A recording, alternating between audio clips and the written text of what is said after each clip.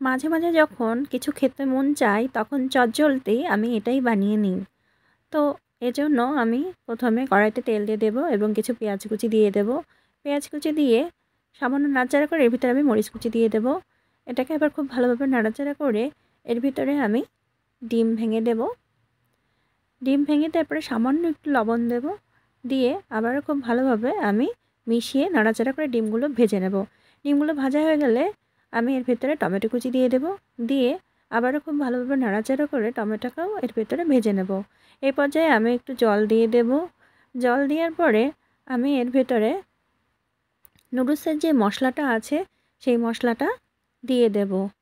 মশলাটা দিয়ে জলের সাথে নুডলসের মশলাটা বেশ ভালোভাবে মিশিয়ে নেব।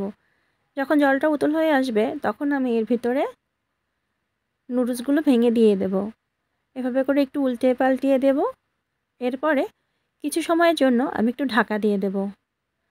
কিছু সময় পরে ঢাকাটা খুলে আবারও নুডলসটাকে আমি একটু ভেঙে ভেঙে দেব, খুন্তির সাহায্যে একটু চেপে চেপে ভেঙে ভেঙে দেব। জলটা এখনও রয়ে গেছে, আমি আবারও একটু কিছু সময়ের জন্য চাপা দিয়ে দেব।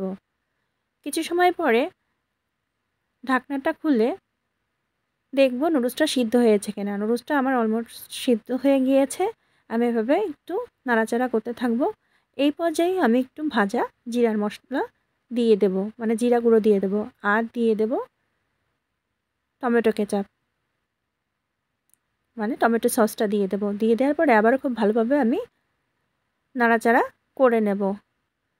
ভালোভাবে নাড়াচাড়া করে নেওয়ার পরে আমি এর ভিতরে দিয়ে দেব সামান্য ধনিয়া পাতা কুচি, দিয়ে আবারও এটার সাথে আমি ভালোভাবে মিক্স করে নেব।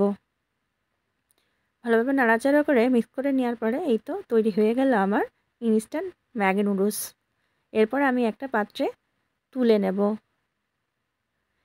এখন আমি এর উপরে সুইট চিলি সস দিয়ে দেব।